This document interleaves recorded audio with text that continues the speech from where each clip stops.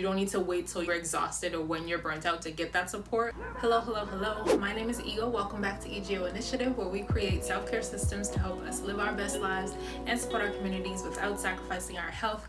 If this is your first time on my channel, again, welcome. My name is Igho. I am a poet, community educator, wellness consultant, and owner of this platform. My chief aim is to support people with prioritizing their wellness every day and to be an example and proof of just how easy it can be to do so on a daily basis. If you've been here for a while, of course, welcome back to another Wellness Wednesday chat. Today, we're going to continue again along with the series, The Cycle of Self-Development. In the last few weeks, we've talked about the different phases that you go through in your self-development journey, understanding that starting it in itself can be difficult, especially if you are someone who wears multiple hats, having to manage what it looks like to work on your self-development journey and all the things that come along with it, and growing and healing along with living your day-to-day life. We talked about understanding your learning style so that you are a good student of your development journey. Then I started going into these systems, and systems really help you maintain and manage your journey as you go through. So the first system I talked about was your self-care systems. That really supports you in the phase when you start to kind of fall off. Your self-care systems help you remain consistent or get back on the proverbial horse. And then last week I talked about your communication systems, and that helps you through the phase where you get stuck in your cycle and you're like, I'm doing all these things and nothing seems to be working. So I suggested you check your communication systems. You might be actually saying things that are not in alignment with where you are headed with your growth. You might be saying things that are not reflective of the person that you are becoming. So checking your communication systems will really help get you unstuck. So the next phase in your journey, you kind of return to that space of, being a little unbalanced and overwhelmed, just as it was in the beginning when you first started out. Because your healing, your self-development, your growth journey isn't a linear one. It never usually is. Any journey is never just like a straight path. It comes with little trials and tribulations and things of that nature. So it can start to get overwhelming again, even if you've been doing this work so far, even if you've gotten to a space where you are feeling comfortable. Sometimes you just start to feel overwhelmed. And this is where the next system comes in, and that is your support systems. So your support system is similar to your self-care systems, but it's more actual people that you invest in and resources that you invest in to support you, to help you get back on track, to hold you accountable, to call you out on your stuff. So I've shared on my channel before the different people that are part of my support team. I have spiritual counselors, I have a coach, personal trainer for my fitness goals, I have sisters that I talk to about certain things, and of course my friends. So those are examples of people who can be a part of your support system. The point is to have different people that you go to for certain things that support you in different aspects and areas of your life, so that you are not feeling overwhelmed.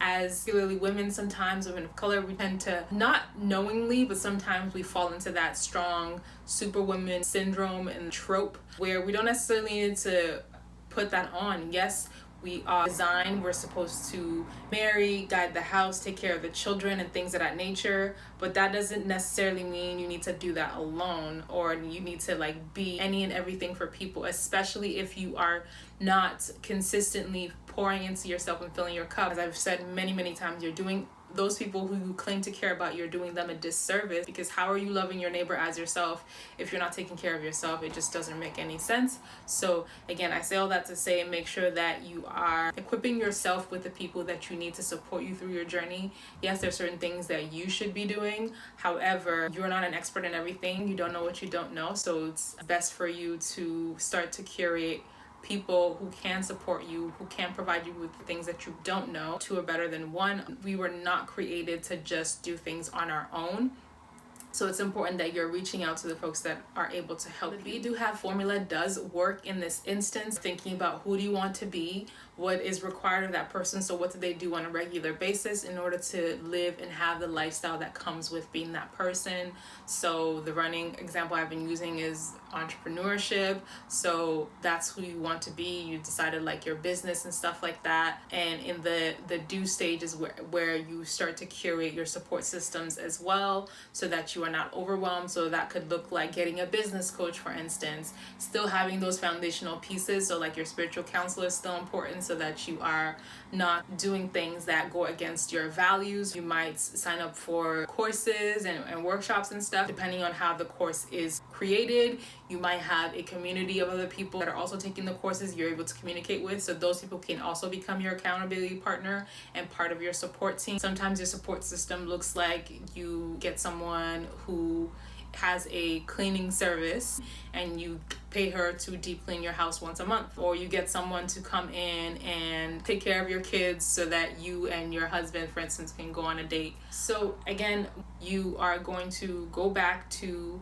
that be do have formula. Depending on what your goals are, then you want to think about who is in your life that aligns with your values, who already knows what your goals are, or who is already where you want to be, and then start to build a relationship with that person. Then the next thing you want to think about is the level of investment that is required to have that person support you. So whether it be monetary value, prepared to invest in yourself in that way, or it could be a time exchange type thing or an energy exchange, so to speak. So I've had instances where I have coached people on their wellness journey in exchange for services that they're able to provide me. And so you have to think about what investment is required for that person to support you, and if you can maintain that investment ongoing, because you don't want to only think about, okay, so like I'm gonna get this one-time cleaner.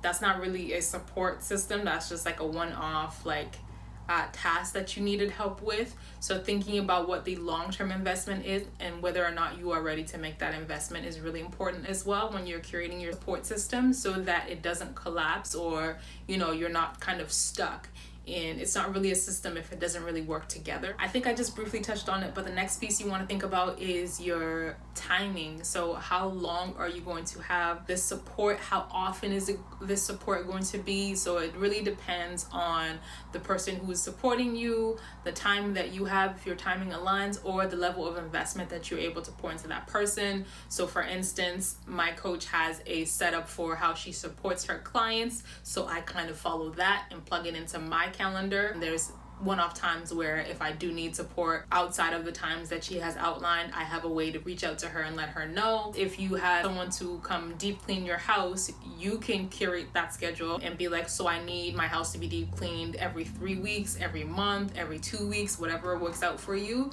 So think about that timing, and then is it going to be a consistent basis, or is it just going to be like when you feel like cleaning, which I don't recommend. I recommend it to be more consistent, so you get used to the idea of being supported and understand that you don't need to wait till you're exhausted or when you're burnt out to get that support. But if you have an ongoing support, which is why it's called a system, because it works together, if you think about how often you need that support, then you're able to get the most out of that investment in itself, as opposed to getting the support and then falling off and then feeling overwhelmed and then getting support again. It just doesn't make sense. It's just a waste of your time and energy, which we'll talk more about next week. So timing is important in terms of length of time and how often you need this support, and thinking about that upfront and adding that into your thought process when it comes to like investing. What are you able to invest in a long term is really important. Bonus tip, your support system can be inclusive of family and friends,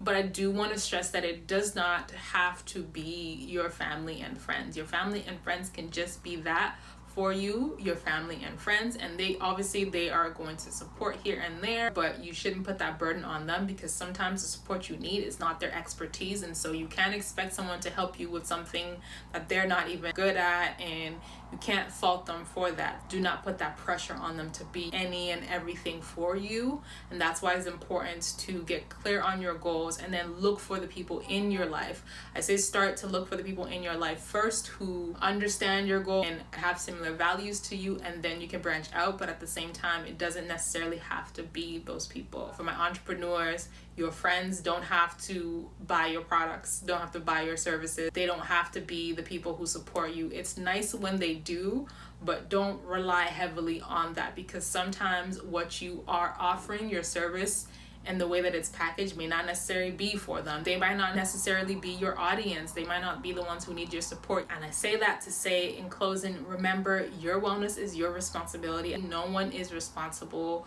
for your wellness. No one is responsible for your happiness. No one is responsible for you to maintain through this journey. And so I'm offering these tips as a way for you to think ahead if you aren't already there. But if you're going through some of these phases already, hopefully these tips support you in terms of making sure that you are prepared for the next phase that you might find yourself in. And again, your self-development journey, your wellness journey is not a linear one. It's going to have ups and downs, trials and tribulations, but making sure that you're taking heed to some of these tips and you're curating some of these systems to support you through each of these phases is really important. Start curating your support system even before you start to feel the overwhelm, so that you are not overwhelmed in trying to curate your support system. Be prepared and stay ready so that you don't have to get ready when the going gets tough, so to speak. I can't go through a video without leaving you with a little cliche saying, but cliches are cliches for a reason, because they are oftentimes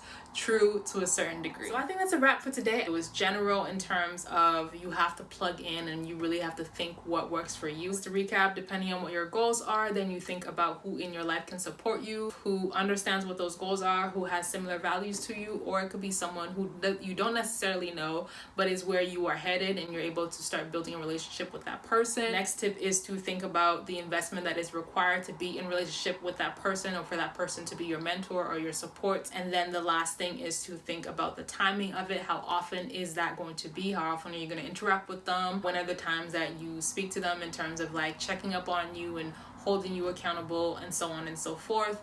And the bonus tip was to understand that it can be your friends and family, but it doesn't necessarily have to be them, and not to put that burden on your friends and family. So that is all I have for you all today. I hope it supported you. So let me know in the comments below what is something that you've invested in terms of support that you didn't think you needed but has been really helpful for you, that may give other people some ideas when they are thinking about curating their support team. My biggest thing was my personal trainer. For me, has been definitely a huge support system. I talk about wellness all the time, and I eat thoroughly healthy, and I move moderately, not as much as I used to, obviously, as I've talked about before, but having a personal trainer who is also a holistic wellness practitioner just has been such a game changer for me, and I didn't realize that it's something that I needed. If you enjoyed this video, feel free to give it a thumbs up. Make sure to comment below the question that I asked, and of course, if you just want to be a part of the tribe, all you gotta do is subscribe. Make sure that you are staying hydrated, and I'll talk to you on the next one.